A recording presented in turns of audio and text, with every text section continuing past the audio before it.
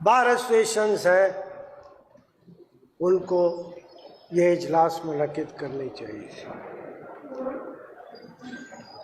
Human rights और लोगों के जुल्म और बेइंसाफ़ी के ख़िलाफ़ आवाज़ उठाने वाले, उनको चाहिए था कि आज वो इस महफ़िल को सजाते और हमें कहते और हम अपने जितनी भी हमारी ताकत है हम उसमें हिस्सा डालते। ये नौजवानों ने ये इजलास बुलाया है, बहुत ख़तरनाक बात है, बहुत ख़तरनाक बात है। ये बूढ़ों ने इजलास नहीं बुलाया, ये ज़िंदगी के तमाम गर्म और सर्द तजुर्बात से गुजरने वाले लोगों ने इजलास नहीं बुलाया। ये बिल्कुल नौखेज जवानी में कदम रखने वाले ये नौजवानों ने ये इजलास बुलाया है। ये एक बहुत बड़ा इसमें एक पैगाम है, बहुत बड़ा पैगाम है। जिनको समझ है उनको समझ जानी चाहिए। ये नौजवान है, ये जब चल निकले फिर कभी वापस मुड़ के नहीं आते, और जो सामने आता है वो इनके सामने ठहर नहीं सकते।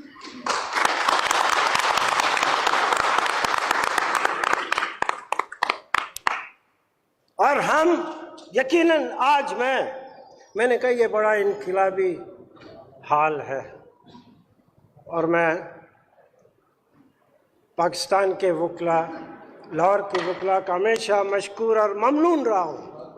उन्होंने मुझे इस हाल में उन मौके पर भी बुलाया है जब यहाँ इस कोर्ट प्रीमिसेस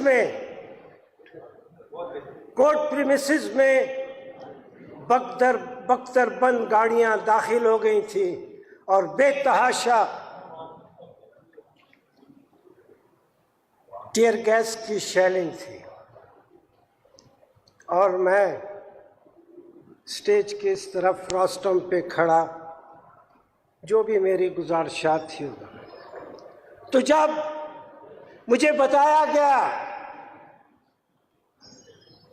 कि साहब आप तुम यहाँ पे तकरीर कर रहे हो, वो तो सामने सारी जो ताकतें हैं उनकी जो बख्तरबंद गाड़ियाँ हैं वो तो अंदर आ गई हैं और बिल्कुल अंदर दाखिल हो रही हैं।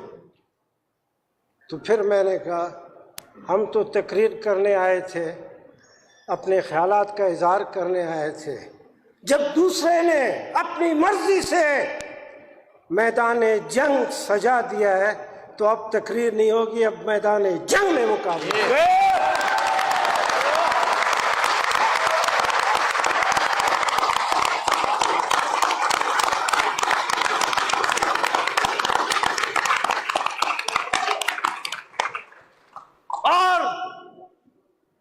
वो सामने के गेट से जिससे बख्तरबंद गाड़ियां दाखिल हुई थी, वकला के जोरे बाजू से वो बख्तरबंद गाड़ियां वहां से भागती हुई लोगों ने देखी।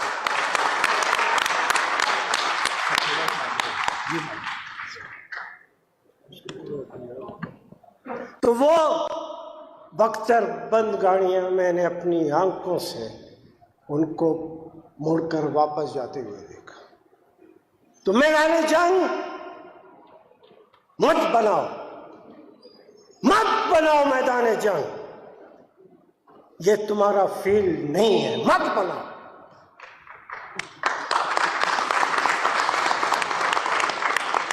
अवाम के मुकाबले में और मजलूम अवाम के मुकाबले में, गरीब अवाम के मुकाबले में कभी तारीख में कोई मैदान जंग में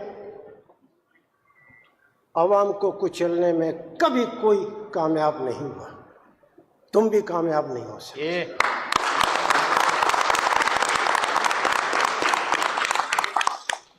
आज तक 75 साल के दिन रात से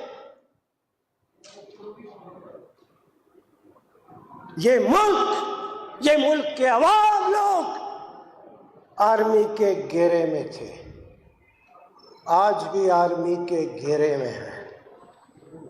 अब थोड़ा वक्त हुआ है, अब आर्मी के घेरे के साथ साथ आर्मी एक्ट के भी घेरे में है।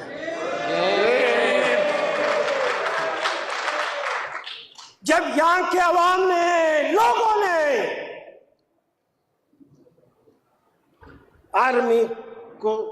आर्मी के घेरे को तस्लीम नहीं किया, ये आर्मी एक्ट को भी यकीनन कोई तस्लीम नहीं करे।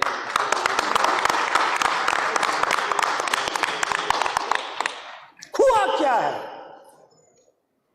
क्या हुआ है इस मुल्क में जिसके लिए आर्मी एक्ट के तहत फौजदारी अदालतें और लोगों को पकड़ के आप उसमें पेश कर रहे हैं? क्या हुआ, क्या है इसमें, क्या हुआ है? कौन सी नई बात हुई है? कौन सा जुर्म हुआ है जो आपको आर्मी एक्ट और आर्मी एक्ट के अदालतें कायम करने की जरूरत पड़ी है? अदालतें तो आजाद होती हैं, उनकी जगह भी मालूम होती हैं, उसमें बैठे हुए जज भी नजर आते हैं, उसमें वकील भी होते हैं और एक अदालती तरीकाकार भी होता है।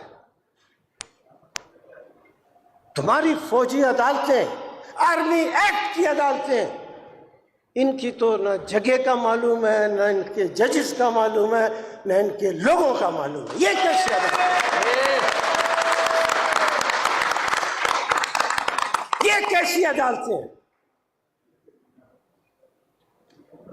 और हमें कहा जाता है, हमें बताया जाता है कि आर्मी एक्ट की इन अदालतों में उन लोगों को पेश किया जा रहा है जिन्होंने ये जराइम किए हैं। अवाम, गरीब अवाम, मजलूम और कुचले अवाम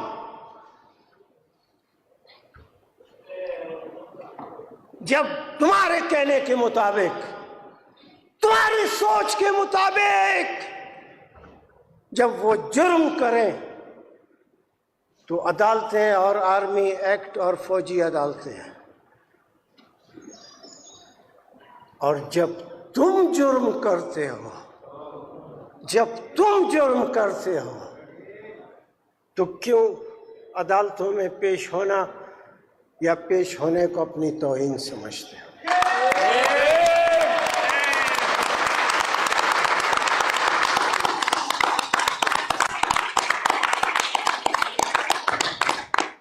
तुम तो जुर्म करते हो, ये मैं नहीं कहता, ये सारा हाल कहता है, ये सारा मुल्क कहता है, ये सारा मुल्क शुरू से आज तक यही कहता रहा है कि जुर्म तुमने किए हैं,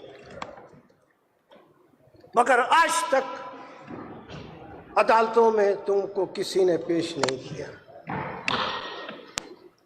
जब तुम अपने जराइम, जो आइन के जराइम हैं, जो दूसरे जराइम हैं, जब उन जराइम के तहत तुम अदालतों में पेश नहीं होते तो जिन हजारों नौजवान लड़कों को आपने पकड़ा है, जुर्म करो, जराइम करो, तुमको माफी। हम जुर्म करें तो हमारे हाथों में हथकड़ियां और पैरों में भेड़ियां। ये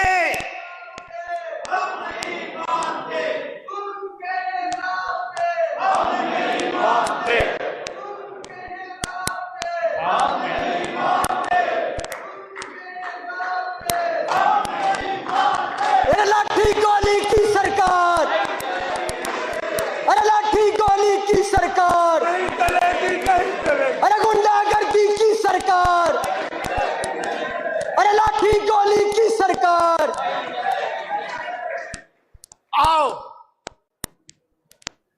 साथ बलूचिस्तान चलो, बहुत खूबसूरत मुल्क है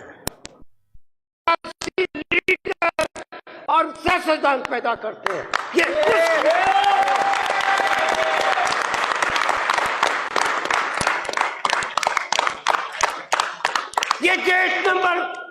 गेट नंबर 4 के ऊपर हमला था। अपने दिल के ऊपर हाथ रख कर रखे। गेट नंबर 4 कौन से खूबसूरत और सुनहरा तारीख, तो उसकी तारीख है जो उसको इज्जत और एहतराम दी जाए। ये लोग, ये बहुत बड़ा मुल्क है, बहुत बड़ा मुल्क है और अब जिंदा लोगों का मुल्क है। वो वक्त गुजर गया जब पंजाब, सिंध, KPK, बलूचिस्तान, इनको आप लोगों ने तकसीम किया था और बलोच की आवाज़ कोई पंजाब में सुनने के लिए तैयार नहीं था। पठानों की आवाज़ सिंध में कोई नहीं मानता था। पंजाब के लिए मुल्क में नारे लगते थे। अब इस मुल्क में सारे इलाके, क्या पंजाब, क्या बलूचिस्तान के KPK और क्या सिंध, अब इसके अवाम एक है और एक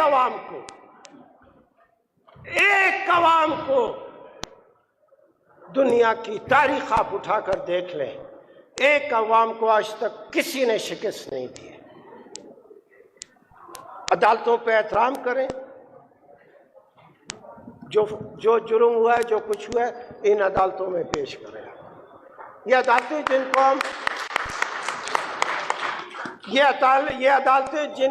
जिनको आप लोगों को इल्म है कि इन पे हमारा आमना सादिकना नहीं है। हमको मालूम है किस किस्म के बड़े लोग बैठे हैं इसमें। ये तो वही है पंजाब, बलूचिस्तान, ये बलूचिस्तान हाई कोर्ट में जब मिसिंग के लिए दरख्वास्तें, रिट पिटीशंस दाखिल हुई तो जजेस ये कहते थे कि शायद ये मनशियात में कहीं पे फरार हो गया है, अफगानिस्तान चला गया। ये मत करें। जो मनशियात कारोबार करता है उसको भी वकील मिल जाते हैं, वो भी बाहर निकल जाते हैं, कोई क्या नहीं। मगर जो आदमी मिसिंग पर्सन के हवाले से आता है तो इसका मतलब उसमें दुख है, दर्द है। आज मैं फिर समझाता हूं, फौजी अदालतें इस मुल्क का हल नहीं है, कतई नहीं है, खुदा की कसम नहीं है। आप लोगों को तकसीम कर रहे हैं। इस वक्त आर्मी को प्यार और मोहब्बत की ज़रूरत है और मिलिट्री कोर्ट सारी जिंदगी भी अगर ये मौजूद रहे, एक आदमी के दिल में भी प्यार और मोहब्बत पैदा नहीं कर सकती।